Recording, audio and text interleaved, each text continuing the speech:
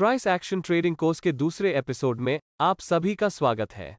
यह वीडियो इस बात पर ध्यान केंद्रित करेगा कि बाजार में प्राइस कैसे चलता है या कुछ बड़े खिलाड़ियों द्वारा एक विशेष तरीके से कीमतों को कैसे मूव किया जाता है। आपने लोगों को यह कहते हुए सुना होगा कि history repeats itself, price memory आदि। उनका मतलब यह है कि कीमत एक विशिष्ट तरीके से बार बार कैसे चलती है। सवाल यह है कि स्टॉक की प्राइस ऊपर या नीचे क्यों जाती है। इस प्रश्न के अलग अलग उत्तर हो सकते हैं, जैसे कि यह कुछ अच्छी या बुरी खबर हो सकती है, या सरकार कुछ बिल पारित कर सकती है, आरबीआई द्वारा एक नई पॉलिसी, कुछ कानूनी मुद्दे आदि हो सकती है। लेकिन इस सब के केंद्र में एक चीज जो बाजार में हलचल मचाती है वह है कंपनी की अर्निंग्स। भले ही किसी खास स्टॉक से जुड़ी कोई बहुत बुरी खबर सामने आई हो, लेकिन इसका कंपनी की अर्निंग्स पर कोई सीधा असर न हो, तो स्टॉक में कुछ समय के लिए टेम्पररी करेक्शन हो सकता है, लेकिन अंततः यह ठीक हो जाएगा। दूसरी ओर वोडाफोन आइडिया, येस बैंक जैसे स्टॉक उन खबरों के शिकार हैं जिन्होंने सीधे स्टॉक की अर्निंग्स को प्रभावित किया, जिसके परिणामस्वरूप उनकी क्रैश हुई। शेयर बाजार में सामान्य तौर पर मुख्य रूप से दो खिलाड़ी होते हैं। पहले रिटेलर्स हैं और दूसरे हैं इंस्टीट्यूशंस। बाजारों में 90% या अधिक ट्रेडिंग इंस्टीट्यूशंस द्वारा किया जाता है, जिसका अर्थ है कि बाजार केवल इंस्टीट्यूशंस का एक संग्रह है। इंस्टीट्यूशंस में mutual fund houses, banks, brokerage houses, insurance companies, pension funds, hedge funds आदि शामिल हैं। ये कंपनियां बाजार की अधिकांश वॉल्यूम्स के लिए जिम्मेदार हैं और वे ज्यादातर स्टॉक के फंडामेंटल्स पर व्यापार करते हैं। आजकल वे ट्रेडिंग के एल्गोरिथमिक साइड पर अधिक ध्यान केंद्रित करते हैं। मेरे कहने का मतलब यह है कि इंस्टीट्यूशनल ट्रेडिंग डेली और वीकली चार्ट्स पर बाजार की दिशा को नियंत्रित करता है, और बहुत सारे बड़े इंट्राडे प्राइस मूव्स या प्राइस स्विंग्स को इंस्टीट्यूशंस द्वारा नियंत्रित किया जाता है। लगभग ये सभी इंस्टीट्यूशंस लाभदायक हैं। इंस्टीट्यूशंस को आमतौर पर स्मार्ट मनी माना जाता है, जिसका अर्थ है कि वे ट्रेडिंग से भारी मुनाफा कमाने के लिए पर्याप्त हैं और वे हर दिन बड़ी वॉल्यूम्स में ट्रेडिंग करते हैं।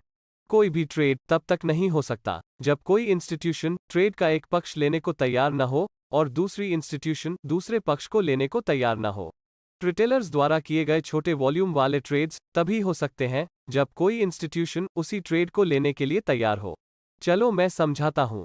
यदि आप एक निश्चित प्राइस पर खरीदना चाहते हैं तो बाजार उस कीमत पर नहीं पहुंचेगा जब तक कि एक या अधिक इंस्टीट्यूशंस भी उस कीमत पर खरीदना नहीं चाहते। इसी तरह आप किसी भी कीमत पर तब तक नहीं बेच सकते जब तक कि एक या अधिक इंस्टीट्यूशंस वहां बेचने को तैयार न हो, क्योंकि बाजार केवल उस प्राइस पर जाएगा जहां इंस्टीट्यूशंस खरीदने को तैयार हैं और अन्य इंस्टीट्यूशंस बेचने को तैयार हैं। अधिकांश व्यक्तिगत ट्रेडर्स या रिटेलर्स के पास बाजार को मूव करने की कोई क्षमता नहीं है। बाजार केवल एक विशेष प्राइस लेवल तक पहुंचेगा जब एक या एक से अधिक इंस्टीट्यूशंस का मानना है कि वहां बेचने के लिए फाइनेंशियल रूप से लाभदायक है, और अन्य इंस्टीट्यूशंस का मानना है कि उस स्तर पर खरीदना लाभदायक है। बिल्कुल सीधी बात है। बाजार में हर टिक पर इंस्टीट्यूशंस खरीद रही हैं और दूसरी इंस्टीट्यूशंस बेच रही हैं, और उन सभी के पास मजबूत सिस्टम्स हैं जो उन ट्रेडों को एग्जीक्यूट करके पैसा कमाएंगी। मुख्य बात जो मैं बताना चाहता हूं वह यह है कि आपको हमेशा अधिकांश इंस्टीट्यूशंस की दिशा में ट्रेड करना चाहिए, या जैसा कि पेशेवर कहते हैं, इंस्टीट्यूशंस के फुटप्रिंट्स को ट्रैक करें, क्योंकि वे नियंत्रित करते हैं कि बाजार कहां जा रहा है, या बस इंस्टीट्यूशंस ही बाजार को चलाते हैं। अब एक मामले पर नजर डालते हैं। आपको एक नई ट्रेडिंग स्ट्रैटेजी मिली जो शुरुआत में पैसा बनाती है, लेकिन थोड़ी देर बाद काम करना बंद कर देती है। हम में से कई लोग इस स्थिति से गुजरे होंगे। इस मामले का कारण बहुत सरल है। बाजार हमेशा बदलते रहते हैं। यह कभी स्थिर नहीं होता, बल्कि मार्केट्स हमेशा एक चरण से दूसरे चरण में शिफ्ट होता रहता है। इसका सीधा सा मतलब है कि यदि आप आज एक ट्रेंड ट्रेडिंग स्ट्रैटेजी का उपयोग कर रहे हैं और आप ऐसा करना जारी रखते हैं, तो किसी पॉइंट पर आप रेंज मार्केट में पैसा खो देंगे। इसी तरह यदि आप एक रेंज ट्रेडिंग स्ट्रैटेजी का उपयोग कर रहे हैं और आप कुछ समय के लिए ऐसा करना जारी रखते हैं, तो किसी पॉइंट पर आप ट्रेंडिंग मार्केट में पैसा खो देंगे। ट्रेडिंग सिस्टम्स की लाभप्रदता साइकिल्स में बदलती प्रतीत होती है। ऐसे समय होते हैं जब ट्रेंड फॉलोइंग सिस्टम्स अत्यधिक सफल और लाभदायक होती हैं। फिर बाजार ट्रेंडिंग से रेंज प्राइस एक्शन में शिफ्ट हो जाता है। तभी सभी ट्रेंड ट्रेडिंग सिस्टम्स लाभहीन हो जाते हैं और अनुभवहीन ट्रेडर्स नुकसान करना शुरू कर देंगे।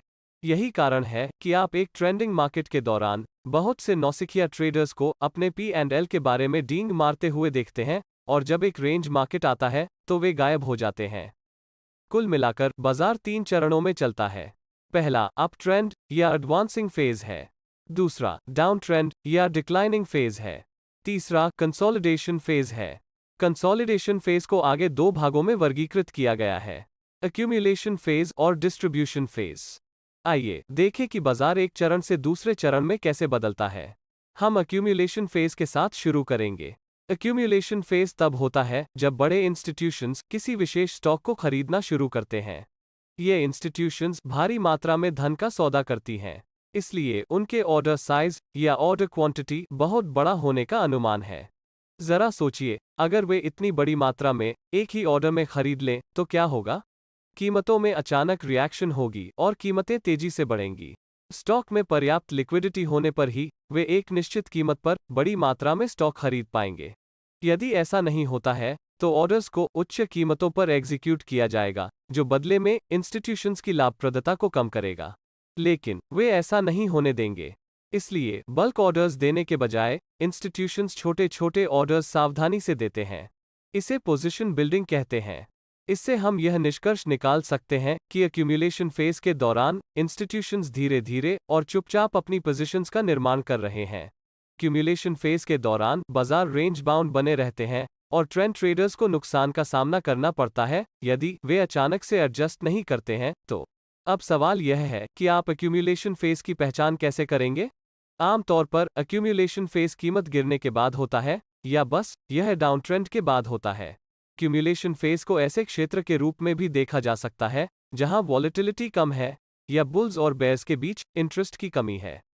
आइए अब अप ट्रेंड या एडवांसिंग फेज को समझते हैं। अप ट्रेंड आमतौर पर तब होता है जब कीमत एक्यूमुलेशन फेज से बाहर ब्रेकआउट हो जाती है। अब हम सीखेंगे कि अप ट्रेंड के दौरान क्या होता है।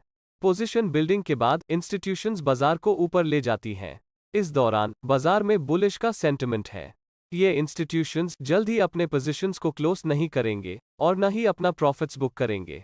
इसका यह मतलब है कि एक अप ट्रेंड महीनों से लेकर सालों तक कहीं भी रह सकता है।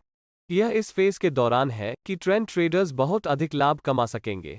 हम अपकमिंग वीडियो में चर्चा करेंगे कि अप ट्रेंड की पहचान कैसे करें और अप ट्रेंड के दौरान अपने ट्रेड्स को कैसे लें। अभी के लिए हम तीसरे फेज की ओर बढ़ते हैं, जो है डिस्ट्रीब्यूशन फेज। डिस्ट्रीब्यूशन फेज आमतौर पर कीमतों में काफी हद तक वृद्धि के बाद होता है और डिस्ट्रीब्यूशन फेज एक एक्यूमुलेशन फेज की तरह दिखता है जहां बाजार एक रेंज में रहता है। अब हम सीखेंगे कि डिस्ट्रीब्यूशन फेज में क्या होता है। इंस्टीट्यूशंस अपने इनिशियल इन्वेस्टमेंट्स पर लाभ का एक अच्छा हिस्सा बनाने के बाद अपनी पोजीशन को स्क्वायर ऑफ या बेचना या डिस्ट्रीब्यूट करना शुरू कर देते हैं। एक्यूमुलेशन फेज के समान ही इंस्टीट्यूशंस शेयरों को गुप्त रूप से और धीरे धीरे बेचते हैं ताकि कीमत तुरंत न गिरे, जिससे घबराहट की स्थिति पैदा हो। वे अपने पोजीशंस को चुनी हुई कीमतों पर बेचना चाहते हैं।